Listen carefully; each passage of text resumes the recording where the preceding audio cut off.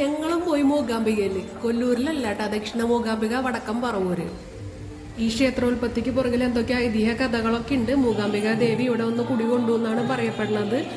സരസ്വതി ഭാവത്തിലാണ്, അതുകൊണ്ട് തന്നെ വിദ്യാരംഭത്തിനാണ് ഇവിടെ ഏറ്റവും അധികം പ്രാധാന്യം. കൊല്ലൂരിൽ നട തുറക്കണ അതേ സമയത്ത് തന്നെ 5 മണിക്ക് തന്നെയാണ് ഇവിടെയും നട തുറക്കുക. ഇവിടുത്തെ ഏറ്റവും വലിയ പ്രത്യേകത എന്താ വെച്ചാൽ നാലമ്പലത്തിൻ്റെ ഉള്ളിൽ ഒരു കുളമാണ്. നമ്മൾ സാധാരണ ചുറ്റമ്പലം പുറത്ത് പ്രദർശനം വെച്ചിട്ട് നാലമ്പലത്തിൻ്റെ ഉള്ളിൽ കിടക്കില്ല. ആ ഉള്ളിലേക്ക് കിടക്കുമ്പോൾ അതൊരു കുളത്തിലേക്കാണ്. കുളത്തിലേക്ക് വെച്ചാൽ നമുക്ക് വെള്ളത്തിലേക്ക് ഇറങ്ങാൻ പറ്റില്ല.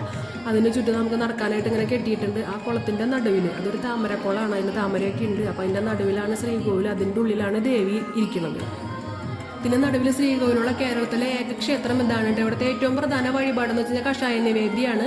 വിദ്യാഭിവൃദ്ധിക്കും ഓർമ്മശക്തിക്കും കലാകായിക ഉന്നമനത്തിനും അസുഖങ്ങൾക്ക് അതിനൊക്കെ വേണ്ടിയിട്ടാണ് കഷായ നിവേദ്യം കഴിക്കണത്. ഇതൊക്കെ അവിടെ എഴുതി വെച്ചിരിക്കുന്ന കാര്യങ്ങളാണ്. ഞങ്ങൾ ആദ്യമായിട്ടാണ് പോണത്. ഇങ്ങനെ ഒരു ക്ഷേത്രത്തിനെ പറ്റി അറിയണത് തന്നെ ഈ നവരാത്രി തുടങ്ങിയതിന് ശേഷമാണ് അറിഞ്ഞത് ഇങ്ങനെ ഒരു ക്ഷേത്രത്തിനെ പറ്റി. അപ്പം നവരാത്രി നാളിൽ തന്നെ പോവാനും എല്ലാം പറ്റി. എല്ലാം ദേവിയുടെ ഒരു അനുഗ്രഹമായിട്ടാണ് കാണുന്നത്.